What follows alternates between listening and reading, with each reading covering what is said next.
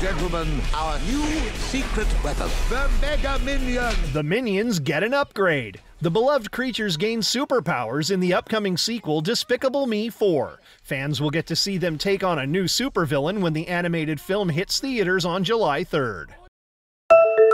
Para combatir la epidemia de sobredosis de drogas, en su mayoría opioides, la Casa Blanca lanzó un llamado nacional para que el sector público y privado se comprometa a hacer más accesible la naloxona, una medicina para revertir la sobredosis y dar entrenamiento para administrarla. La naloxona ayudará a salvar las vidas de quienes sufren ataques agudos. También nos enorgullece que la Administración de Alimentos y Medicamentos autorizó, bajo este gobierno, que esté disponible en el mostrador de las farmacias. Tanden agregó que el gobierno de Biden ha invertido $100 millones para combatir la crisis y se coordina con otros países para combatir el tráfico de drogas. Instalamos nuevas tecnologías en la frontera y trabajamos con el gobierno de México para garantizar que ellos tomen medidas contra el tráfico de fentanilo y otros opioides. También nos coordinamos directamente con China, pues muchos de los ingredientes para hacer fentanilo se envían de China hacia México. Aún así, hay analistas que piden que se haga más énfasis en la prevención. Que se alerte a toda la gente de los riesgos, incluso a los que no se consideran a sí mismos adictos, y que haya acceso a servicios de recuperación a largo plazo. Victoria San Arnold quisiera que se facilite el acceso a terapias para lidiar con el duelo y se combata mejor el estigma. La Bola entrevistó por primera vez en 2021 cuando perdió a su esposo por una sobredosis de medicinas para el dolor contaminadas con fentanilo. Sentí que toda la gente nos juzgaba por nuestra situación y a mí por no abandonar a mi esposo. Es muy difícil buscar recursos y ayuda cuando uno se topa constantemente con la barrera que representa la opinión de los demás. La Casa Blanca redoblará el nuevo esfuerzo para salvar vidas durante el verano, cuando usualmente aumentan las sobredosis de drogas. El presidente Biden declaró este martes que el odio a los judíos sigue estando profundamente en los corazones de demasiadas personas, diciendo que hubo una feroz oleada de antisemitismo en Estados Unidos tras los ataques de Hamás del 7 de octubre pasado. En el marco de los días de conmemoración del Museo del Holocausto de Estados Unidos, el mandatario invitó a todos a oponerse a estos ataques contra los judíos, advirtiendo que se corre riesgo de olvidar las lecciones del Holocausto.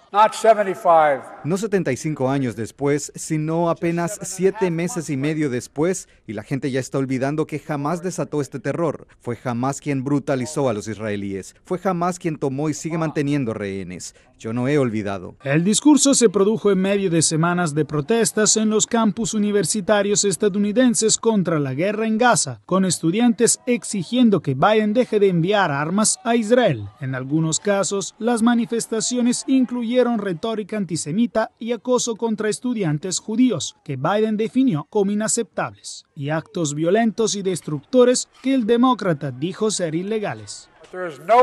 No hay lugar en ningún campus de Estados Unidos ni en ningún lugar de Estados Unidos para el antisemitismo o el discurso de odio o las amenazas de violencia de ningún tipo. También los republicanos del Congreso mostraron su apoyo a los judíos e Israel. Los legisladores ya aprobaron de manera bipartidista un paquete multimillonario de ayuda para los israelíes y prometieron hacer más para tutelarlos.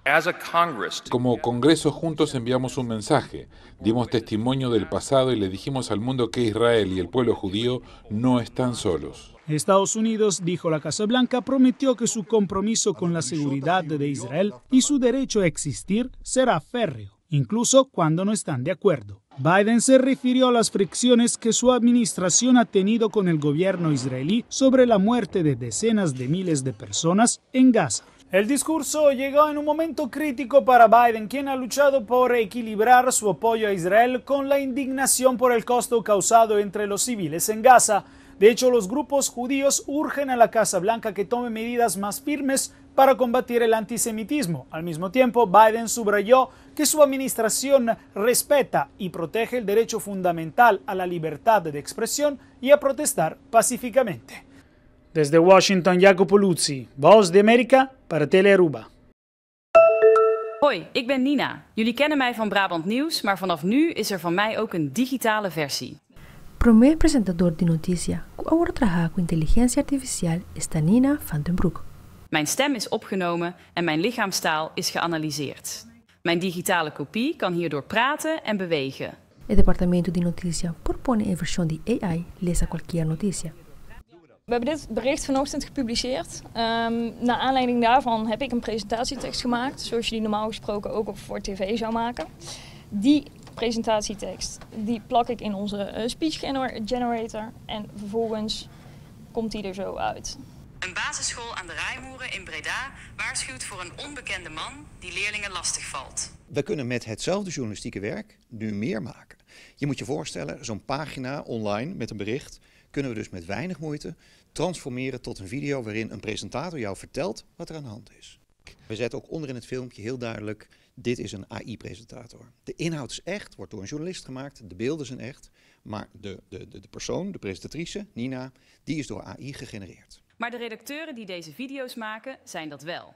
De nieuwsbeelden die we bij mijn digitale versie gebruiken zijn ook echt. En wees gerust, de echte Nina zul je ook nog blijven zien bij Omroep Brabant. Para ter notícia, me da Fabiana Hernandes.